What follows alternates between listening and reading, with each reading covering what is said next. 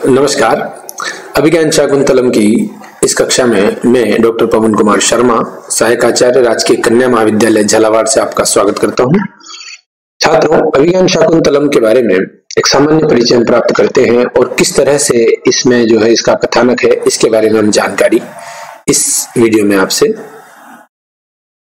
आपको देते हैं।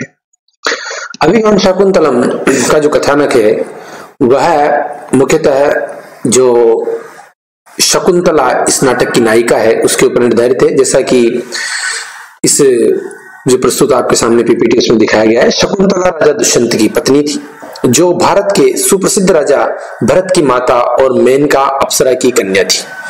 महाभारत में इसके बारे में कथानक उपलब्ध होता है, जो कि इस नाटक का बीज भी है। महाभारत के वन पर्व से इस कहानी को लिया गया है।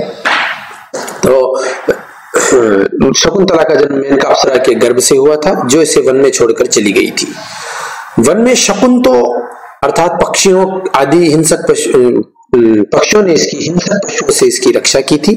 इसी के कारण इसका नाम शकुंतला पड़ा। शकुंतई लाती इति शकुंतला। वन में से कण्व ऋषि वहां से ले आए थे और अपने आश्रम में रख के इसको पाला था, इसलिए क्या है इसका नाम जो है ये यहाँ पर शकुंतला रखा गया था। और वस्तुतः इसके जो मूल पिता थे वह मेनका और विश्वामित्र ऋषि थे। तो जो यह कण्व आश्रम में जब मुनि कन्या निवास कर रही होती है, उसी समय एक बार राजा दुष्यंत अपने कुछ सैनिकों के साथ शिकार खेलने आते हैं और घूमते फिरते जो है कण्व ऋषि के आश्रम में पहुंचते हैं। वहीं पर शकुंतला जो है इनका आतिथ्य सत्कार करती है। फिर उसी अवसर में इनके बीच में प्रेमालाप होकर के प्रेम होता है और गंधर्व विवाह हो जाता है। कुछ समय बाद जब राजा दुष्यंत वहां से चले जाते हैं और कण्व मुनि जब लौट कर आते हैं तो जानकर प्रसन्न होते हैं कि शकुंतला का विवाह दुष्यंत से हो गया है। और शकुंतला उस समय गर्भवती भी हो चुकी होती है, पर समय पाकर उसके गर्भ से जो है बहुत ही बलवान और तेजस्वी पुत्र उत्पन्न होता है, जिसका नाम भरत रखा जाता है। उस भरत के नाम पर ही हमारे देश भारत का नाम रखा गया है, यह भी प्रसिद्ध है।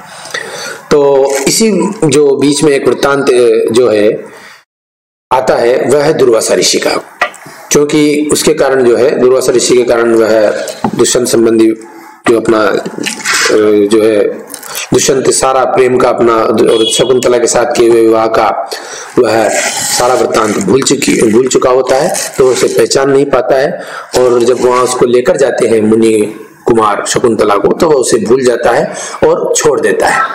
तो इस तरह से अनेक मार्मिक इसके जो है प्रसंग है, उनका इस नाटक में वर्णन किया गया और बहुत सुंदर नाटक है। इसका हमें जो है अध्ययन करना चाहिए और यही इसका संक्षिप्त परिचय है। धन्यवाद।